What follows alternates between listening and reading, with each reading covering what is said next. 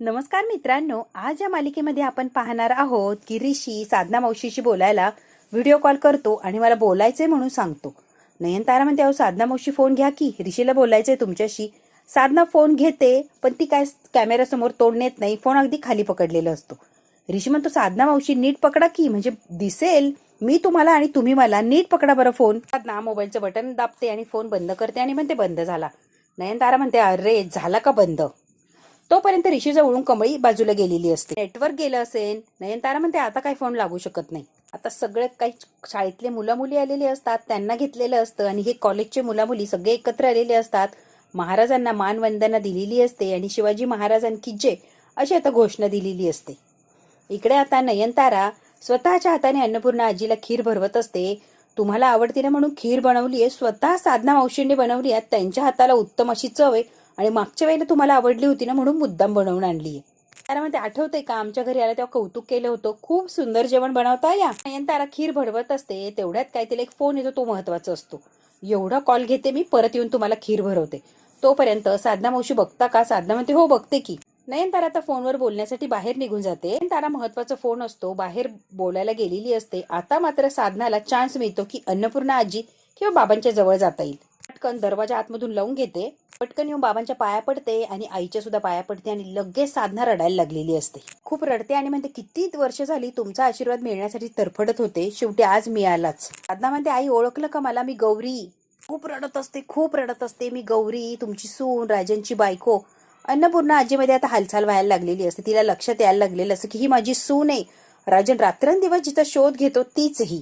बाबा तुमची सून आहे मी गौरी, त्या नातीची आई आहे मी, आई आहे मी गौरी. पाया पडते आणि माफ करा मला, माझ्याकडून चूक झाली, मी इतकी वर्ष तुमच्यापासून लांब राहिले, माझंच चुकलं, इथे राहून मी तुमची सेवा करायला पाहिजे होती, पण माफ करा.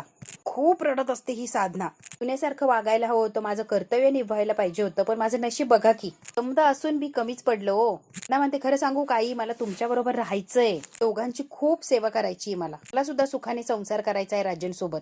फुटकंय माझं, मी काहीच करू शकत नाही, खरंच माफ करा. अगदी हात जोडून माफी मागत असते. तुमच्या नातीला तुमच्यापासून इतकी वर्ष लांब ठेवलं त्याबद्दल खरंच माफ करा. खरंच चुकलं आई. आणि पायावर डोकं ठेवून रडत असते अन्नपूर्णा आजीच्या. नातीच्या आठवणीमध्ये काय अवस्था झाली आजी, खरंच मला माफ करा. साधना अन्नपूर्णा आजी आणि बाबांशी बोलण्यात इतकी मग्न झालेली असते, रडत असते, माफी मागत असते, काय सांगू आणि काही नाही असं झालेलं असतं. तेवढ्या वेळात नयनताराचा फोन झालेला असतो आणि नयनतारा हळू दरवाजा उघडून आतमध्ये येते. समोर बघते तर काय, साधनाने तोंडावरचा पदर काढलेला असतो आणि अगदी रडत असते. तुमची नात आली आहे ना कमळी, आता लवकर बरं व्हायचं, आता लवकर बोलायला लागायचं, एवढं म्हणते आणि माघारी बघते तर काय, नयनतारा अगदी धक्क्याने तिच्याकडे बघत थांबलेली असते. आता मात्र साधना घाबरते आणि काय करू आणि काय नाही तिला सुचत नसतं. पटकन ती डोक्यावर पूर्ण पदर घेते आणि उभी राहते. नयनतारा म्हणते, साधना ताई आवरा स्वतःला, मी समजू शकते काय होतंय सध्या, काय वाटतंय यांच्याकडे बघून. पूर्णतः इतक्या प्रेमळ आहे की त्यांना या अवस्थेत बघणं खरंच अवघड आहे. जरी असताना त्यांची ही अवस्था बघून तुमच्यासारखीच हालत झाली असती. अजिबात काळजी करू नका, होतील त्या बऱ्या. नयनतारा आता अन्नपूर्णा आजीच्या जवळ बसते. ताई लवकर बऱ्या व्हावं, तुम्हाला बरं झालेलं बघायचंय आम्हाला. अन्नपूर्णा ताई, आमच्या साधना ताई जे बोलताय ना ते अगदी खरं आहे. तुमची मोठी नात आली आहे ना, मग लवकरात लवकर बरं व्हा की, तुम्ही काळजी करू नका, लवकर बरे व्हा बरं तुम्ही. तारा म्हणते, काका निघते मी आता, खूप उशीर झालाय, मला ऑफिसला सुद्धा जायचंय. अन्नपूर्णा आजी तुम्ही स्वतःची काळजी घ्या बरं का. खूप खूप प्रेमाने ही नयनतारा यांच्याशी बोलत असते, वागत असते आणि तिलाही वाईट वाटत असतं अन्नपूर्णा आजीची एकदम झालेली अवस्था बघून. तारा म्हणते, पुढच्या वेळेला जेव्हा येईल तेव्हा ताई माझी खूप गप्पा मारतील अशी खात्री आहे मला, माराल ना माझ्याशी गप्पा. अन्नपूर्णा आता सारखी या साधनाकडे बघत असते आणि साधना सुद्धा अन्नपूर्णा आजीकडे बघत असते. नयनतारा म्हणते, चला आता खूप वेळ झाला, आता मला निघायला लागणार. नयनतारा म्हणते, साधना मावशी चला. साधना म्हणते, मॅडम डबे घेऊन येतो. अन्नपूर्णा आजीच्या आणि बाबांच्या पाया पडते आणि इतकी रडायला लागलेली असते ही की इथून जावंसच वाटत नसतं तिला. अन्नपूर्णा आजी बघत असते, तिलाही काहीतरी बोलायचं असतं, सांगायचं असतं, प्रयत्न करत असते, पण तिच्या तोंडातनं शब्द फुटत नसतो. नयनतारा म्हणते, साधना ताई स्वतःला आवरा, तुम्ही सावरा हो, चला बरं. रडत रडत तिथून निघून गेलेली असते. अन्नपूर्णा आजी सुद्धा तिला लांब जाईपर्यंत बघत असते. साधना ही रडत रडत बाहेर आलेली असते. तेवढ्यात काय, राजन व्हिडिओ कॉलवर बोलत असतो. अरे ऋषी, मी दिसतोय का तुला. राजनच्या मागे साधना उभी असते. राजन आता रेंज येण्यासाठी बाहेर गेलेले असतात आणि साधना सुद्धा राजनच्या माघारी जाते. ऋषी बोलत असतो राजनशी. तेवढ्यात काय, कमळी सुद्धा येऊन उभी राहते. ऋषी म्हणतो, अगं राजन काकांचा फोन आहे. सर कशाला सांगितलं गडावर काय झालं ते. राजन म्हणतो, काय ग कमळी, मला सांगायचं नव्हतं? कशाला सांगितलं म्हणजे काय? लेक काय करते, बापाला कळायला नको का? असं काय करते कमळी? सकाळपासून एक सुद्धा फोन केला नाही मला कमळी, काय म्हणते? सॉरी. राजन म्हणतं, सॉरी म्हणते होय? पुढं सगळं घडलं, एकही शब्द सांगावाचं वाटलं नाही का? मी तुम्हाला का सांगितलं नाहीस? बोल पटकन. जरा बाजूला ये, मला तुझ्याशी एकटीत बोलायचंय. म्हणतो, तू बोल, मी जरा आलोच. आता कमळी तिथेच उभा राहते. ऋषी निघून गेलेलं असतो. ऋषी निघून गेल्यावर कमळी म्हणते, बोला सर. आता ऋषी निघून तर गेलेला असतो. कमळी राजनशी बोलत असते. राजनचं आणि कमळीचं बोलणं खिडकीतून उभा राहून साधना मावशी ऐकत असते की बाप आपल्या लेकीशी काय बोलतोय. खूप काळजी लागलेली असते आणि तिला राजनला सुद्धा सांगायचं असतं सगळं सत्य, पण तिला सांगण्यासाठी चान्सच मिळत नाही. राजन म्हणतात, कमळी, एवढं सगळं घडलं, तू मला सांगितलं का नाही, सांग बरं. कमळी म्हणते, काका तुम्हाला टेन्शन नको म्हणून, आणि एवढं काय असू द्या की, काय सांगायची गरज नाहीये. आणि काल काहीच झालं नाही, व्यवस्थित आहे ती. मी होतो ना, मी घेतली तिची काळजी. तिच्या बरोबर आहे ना, अजिबात काळजी करू नका बरं. कमळी, असं जर घडत असेल ना कमळी, तर मी खूप मोठी चूक केली. माझ्या मोठ्या मुलीचं नाटक करायला तुला भाग पाडलं मी. साधनाला कळालेलं असतं की कमळी जी राजनची मुलगी म्हणून आली आहे ते नाटक आहे, खरी मुलगी म्हणून ती आलेलीच नाहीये. तिच्या जीवाचा प्रश्न नसता तर मी हे करायलाच लावलं नसतं. कमळी बाळा, आई एकदा बरी होऊ दे, मी आईला खरं खरं सांगून टाकणार आहे की तू आजीची नात नाहीयेस आणि माझी मुलगी सुद्धा नाहीयेस. हे सगळं नाटक आहे. फक्त तिला बरं होऊ दे, मी लगेच खरं खरं सांगून टाकणार आहे बाळा. आमची कोणीच लागत नाही तरी आमच्यासाठी काय काय आणि किती किती करतेय कमळी. तुझे आभार मानावे तेवढे कमी आहेत बाळा. तू तुझ्या वयापेक्षा खूप काही करते, असे आम्हाला तर सारखी मदत करते. आता राजन इतकं कौतुक करत असतात कमळीचं की बस. आणि आता हे सगळं यांचं संभाषण साधना खिडकीत उभा राहून ऐकत असते. आई लवकरात लवकर बरी होऊ दे आणि लवकरात लवकर तिला सांगेन की तू तुझी खरी नात नाहीयेस, म्हणजे तू सुद्धा या बंधनातून मोकळी होशील कमळी बेटा. माझी सख्खी मुलगी लवकरात लवकर मिळू दे असं देवी आईकडे प्रार्थना कर. कसं आहे ना कमळी, आता ती जर इथे असती ना तर हे सगळं नाटक, हे सगळं करायची गरजच राहिली नसती. माझ्यामुळे तुला त्रास होतोय, मला समजतंय रे. आता साधनाला फार धक्का बसलेला असतो की राजनला माहितीच नाहीये हीच माझी मुलगी आहे, गौरीची आणि राजनची मुलगी म्हणजेच कमळी आहे, आणि राजनची सख्खी मुलगी आहे कमळी, हे माहित नाही म्हणल्यावर हिला धक्का बसतो. आणि काळजीही लागून राहिलेली असते की राजनचा एवढा मोठा कसा गैरसमज होतोय. सख्खी पोरगी आहे तरी पण ती सख्खी नाहीये असं कसं म्हणताय. कमळी म्हणते, काका तुम्ही कशाला टेन्शन घेताय हो, अजिबात काळजी करू नका बरं. आजीला एकदा बरं होऊ द्या, सगळं काही व्यवस्थित होऊ द्या, मग सगळं सांगू की. आत्ता सांगायची किंवा या गोष्टीचा विचार करायची ही वेळ नाही. अगदी निवांत राहा, रिलॅक्स. ती सख्खीनाथ भेटावी म्हणून मी सुद्धा प्रार्थना करणारे देवी आईकडे. तुम्ही अजिबात काळजी करू नका बरं, सगळं छान आणि व्यवस्थित होणार आहे. जय म्हणतात, काळजी घे कमळी, आणि चल आता फोन ठेवतो मी. त्यांचं फोनवर बोलून झालेलं असतं. राजन जरा विचार करतात आणि आता पटकन घरात आलेले असतात.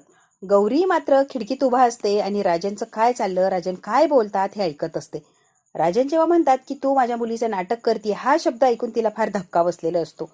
तिला असं वाटत असतं की कमळी यांची मुलगी यांना कळालंय म्हणूनच तिला घरात घेतलं किंवा मोठ्या मुलीचा मान दिला. पण सत्य काहीतरी वेगळंच असतं. ते दोघेही नाटक करत असतात बाप लेकीचं. आता मात्र साधनाला फार असं वाईट वाटतं. साधना मनातल्या मनात विचार करते, या घरात माझ्या लेकीच्या जीवाला धोका आहे. एकीकडे आईचा जीव आणि एकीकडे माझ्या कमळीचा जीव. आता मात्र कुणाला वाचवायचं आणि कसं वाचवायचं हा साधनाच्या पुढे प्रश्न असतो, तोही मोठा. कारण ज्या घरात कामिनीसारखी बाई आहे ती सगळ्यांनाच संपवू शकते हे आपल्या गौरीला माहिती असतं. ती म्हणते, या कामिनीच्या तावडीतून कमळीला आणि आईंना कसं वाचवायचं देवा, तूच मला सांग, आणि देवी आई तूच मला बुद्धी दे, यांना कसं वाचवायचं. साधना आता मनातल्या मनात म्हणते, माझ्या कमळीचा जीव मी काय धोक्यात घालणार नाहीये. काहीही होऊ दे, कसंही होऊ दे, मी कमळीला या घरातून बाहेर काढणार आणि तिचा जीव वाचवणार म्हणजे वाचवणारच. आता साधनाने पूर्ण मनाशी ठरवलेलं असतं की कमळीला लवकरात लवकर इथून बाहेर काढायचं आणि तिचा जीव वाचवायचा. कारण ज्या घरात कामिनी आहे त्या घरात कोणी सुखी राहू शकत नाही किंवा जिवंतच राहू शकत नाही. त्यामुळे देवी आई काही होऊ दे, मी आता माझ्या कमळीला घराच्या बाहेर काढणार म्हणजे काढणारच. साधना आता काहीतरी आयडिया करणार आणि कमळीला या घरातून बाहेर घेऊन जाणार. कमळीची पूर्ण टीम गडावरून खाली उतरलेली असते आणि आता बसकडे जाणार असतात, कारण त्यांना आता घरी जायचं म्हणजे परतीचा प्रवास करायचा असतो. छान व्यवस्थित असं त्यांनी गड सगळा बघितलेला असतो आणि छान आनंदात ते आता खालीही उतरलेले असतात. कमळी सगळेच चाललेले असतात तेव्हा अनिका म्हणते, कमळी, मी रिस्क सोडून कुणालाच थँक्यू म्हणणार नाही किंवा थँक्यू म्हणणारच नाही मी. पण कसं आहे ना, तुला मी थँक्यू म्हणणार आहे आत्ता, कारण तू डिझर्व करतीये. तू कामच तसं केलंय थँक्यू म्हणण्यासारखं, म्हणून कमळी थँक्यू.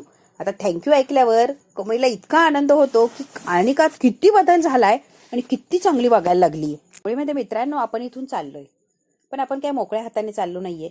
मराठ्या मावळ्यांच्या आठवणी, शौर्य कथा, त्यांचं धैर्य, धाडस, सगळंच काही घेऊन चाललोय. आणि म्हणते, मला असं वाटतं इथे आपण जे काही शिकलो, पाहिलं, आपल्या आयुष्यामध्ये कधी ना कधीतरी या गोष्टीचा उपयोग करणार म्हणजे करणारच.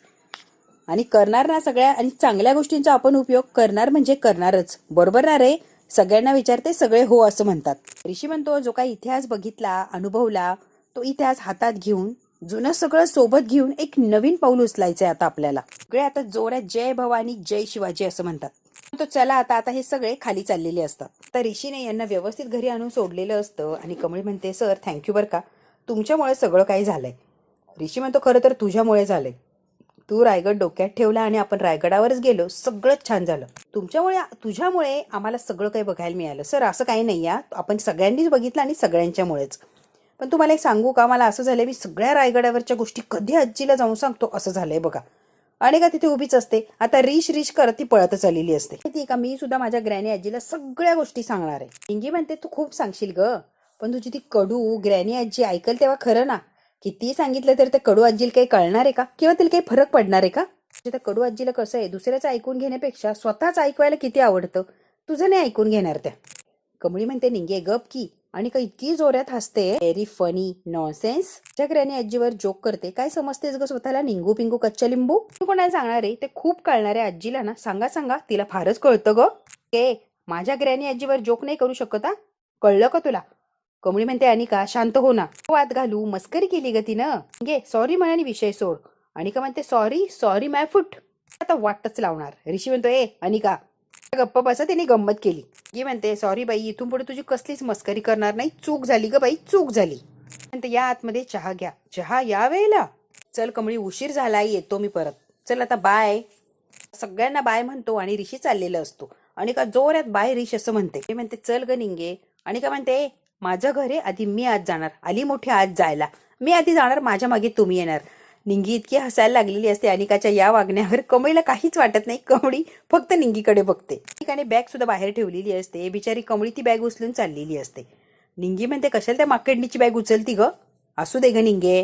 आता राजन अन्नपूर्णा आजीच्या जवळ बसलेले असतात. राजन काहीतरी भरवत असतात. आई एक चमचा तरी खा ना ग, तुझी नात लवकर येणार या, मग तुझ्याशी छान गप्पा मारेल ती. त्या हातनच खा तू, मग तर मी जाणारा निघून. तुझी नात यायच्या आधी मुलाच्या हातून एक चमचा तरी खा प्लीज आई.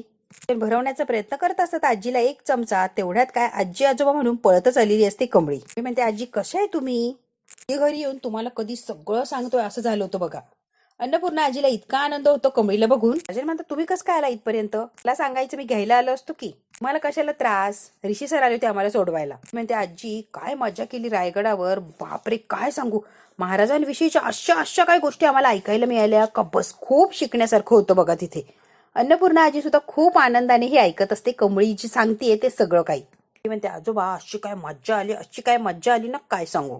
नंबर ट्रिप झाली या रायगडाची, एक नंबर. राजन म्हणतात, काय तुम्ही दोघींनी मजा केली ना, मग काय सगळं छानच. राजन म्हणतात, शिकायलाही मिळालं, एन्जॉय सुद्धा झालं ना, मग तर झालं.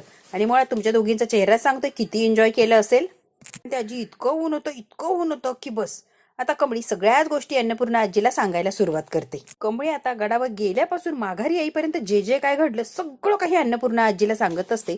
अन्नपूर्णा आजीच्या इतका उत्साह निर्माण झालेला असतो की ते हसत असतात आणि कमळी जे सांगते ते मन लावून ऐकत असतात.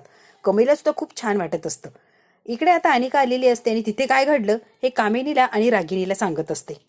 कामिनी म्हणते, काय काय काम करायला लावलं? गवत काढायला लावलं? इतकं काम करायला लावलं तुला बेटा, इतकं काम? तुझी हिंमत कशी झाली ग तुला कामाला लावायची?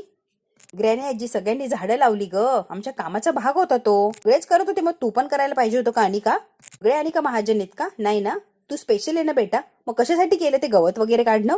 आता ही रागिणी बोलायला लागलेली असते, नाहीतर काय, माझ्या मुलीला तिथे जाऊन काम करायला लावलं, गवत वगैरे काढायला लावलं, तिथे जाऊन तुला कामाला लावायची दीड दमड्या कमळीची हिंमतच कशी झाली म्हणते मी. रागिणी म्हणते, आई अत्ती झालंय अत्ती. एक मिनिट, अनिका ऋषी होता का तिथे? अनिका म्हणते, हो होता की. त्याला का नाही बोलली तू ही मला गवत काढायला लावती म्हणून? स्वतः इतकी कामं करत होता की त्याला कसं सांगणार मी? आणि म्हणते, काय भुरळ घातलीये त्या ऋषीला आणि काय नाही, काय माहिती काय जादू आहे. हीच एक अक्षर बोलत नाही, नुसते माना डोलवतात. खरंच ग आजी, ही गावछाप एक नंबरची कसली ग, किती आगाऊ आहे. ती आल्यापासून ऋष एक शब्द सुद्धा बोलत नाही. अगं मला डिमांड सुद्धा देत नाही का, तर ती गावछाप आली आहे म्हणून. आत्ता काय झालं माहिती का मॉम? आत्ता काय झालं? अगो कार मग त्याच्या बाजूला बसली, बाजूला, पण तो माझ्याशी एक शब्द सुद्धा बोलत नव्हता. तो फक्त बोलत होता त्या कमळी टमळीशी. मागे बसली तरी तिच्याशी तो बोलत होता. बाजूला बसली तर माझ्याकडे बघितलं सुद्धा नाही. पिंगो पिंगोशी माझ्याशी तर कोणी बोलतच नव्हतं. अगं साधं बघितलं, बोललं सुद्धा नाही. तू बघ की तर कमळी कमळी कमळी करत असतो, त्याला आणि काय दिसत नाही का? माझ्याबद्दल कोणीच विचारत नाही का? लिहिलीच नाही ना माझी, माझ्याशी कोणी बोलायला येत नाही, काही दाखवत नाही, काही नाही. माझी म्हणजे अनेकाची काही किंमतच नाहीये. ते सारखे कमळी कमळीच करत असतात. पोरीमुळे माझ्याकडे कोणी बघत नाही. एक आता रडायला लागलेली असते आणि नेहमीप्रमाणे कामिनी आणि रागिनी तिचे कान भरवत असतात. उलट पालट तिला शिकवत असतात आणि अनिका अजून बावळाटासारखी वागायला सुरुवात करते. त्या दोघी माझ्या रूम मध्ये त्या रूमवर हायजॅक करून ठेवल्या. आता तिथे कशी जाऊ मी रिलॅक्स व्हायला? अनिका म्हणते आय हेट निंगी अँड कमळी. काय करू काय नाही त्यांचं, मला असं होतं. मॅन्युप्युलेट केलं तिने आणि मी मॅन्युप्युलेट झाली सुद्धा. बघ की ती सांगायची आणि मी करायचे. ट्री लावायला लावली तिने, ट्री मातीत हात घातले मी. अनिकाला वृक्षारोपण येत नाही. रागिनी म्हणते अनिका रू काय म्हणत होती? वृक्षारोपण असा शब्द आहे, कळालं का? म्हणते झाली माझी अक्कल काढून. झालं सिरियसली, माझ्या वर्डची फिकीर आहे, माझी नाही. शब्द चुकला तर लगेच मला सांगायला आलीस. मला किती त्रास होते, माझ्या फिलिंग्स काय ते जाणून घे की. आणि आजी बघा हिच्याकडे. कामिनी म्हणते हो बाळा, जस्ट रिलॅक्स. मी म्हणते मी सांगते बाळा, उद्या तुझी रूम तुला मिळणार म्हणजे मिळणार, रिलॅक्स. म्हणते इम्पॉसिबल, ती गावच्या पे तोपर्यंत माझी रूम काय मला मिळत नसते. रूम सोडणार नाही, इथेच चिपकणार आहे. मी म्हणते जाणार, मी सांगतेय ना जाणार. रूम सोडून जाणार, तुझी रूम तुला मिळणार, टेन्शन घेऊ नको ग. मी म्हणते रूम मधून घरामधून जाणार, कारण मी जो प्लॅन करते तो सक्सेस झाला तर जाणार म्हणजे जाणार. माझा प्लॅन परफेक्ट सक्सेस झाला तर जगातून सुद्धा जाणार. लक्षात ठेवायचं, जगात राहणारच नाही ग ती कमळी. प्लॅन केलाय ना याची ती कमळीने कल्पना सुद्धा केली नसणार आहे. तू मात्र एक काम करायचं अनिका, मी जे सांगतेय ते उद्या कॉलेजला गेली की करायचं, म्हणजे आपोआप सगळं काही घडत जाणार. जगात जायचं तिकीट ऑटोमॅटिक कापलं जाईल या कमळीचं. कामिनी म्हणते प्रवाशांनो लक्षात घ्या, फलाट नंबर 312 गाडी सुटणार आहे स्वर्गात जाणारी. प्रवाशांनी वेळीत हजर राहणे. गाडी अजिबात उशिरा सुटणार नाही, अगदी वेळेत ती निघणार आहे. स्वर्गात जाण्यासाठी वेळेत येऊन प्रवाशांनी बसणे. खास करून खास प्रवासी कमळी यांनी वेळेत येणे आणि स्वर्गाच्या बसमध्ये बसणे. स्वर्गाचा प्रवास अगदी सुखाचा होणार कमळी यांचा. टिंग टॉंग. कामिनीने ही नक्कल केलेली असते. रागिनी आणि अनिका कामिनीकडे बघून खुश होत असतात. त्यांना असं वाटतं की आत्ताच कमळीचं तिकीट कटलं की काय. लगेच अनिकाला जवळ घेते. पूर्ण आजी बसलेली असते आणि सगळ्या गोष्टींचा विचार करत असते. इकडे आता कामिनी येते आणि दरवाजा उघडून लगेच आतमध्ये येण्यासाठी दारात उभी राहते. अन्नपूर्णा आजी मात्र कामिनीकडे बघता समोर. अन्नपूर्णा आजीच्या समोर येते आणि केसावरनं हात फिरवते ही कामिनी. अन्नपूर्णा आजीला काही करणार काही कामिनी काही त्रास देऊन कमळीला जवळ बोलवण्याचा प्रयत्न करणार आणि मग कमळीचं काम तमाम करणार का? कामिनीच्या डोक्यात काय शिस्त आहे काय नाही हे कामिनीलाच माहिती. हे जर आपल्याला जाणून घ्यायचं असेल मित्रांनो तर बघायला लागणार पुढचा भाग. हा भाग इथेच संपला. व्हिडिओ आवडल्यास लाईक शेअर सबस्क्राईब नक्की करा. धन्यवाद.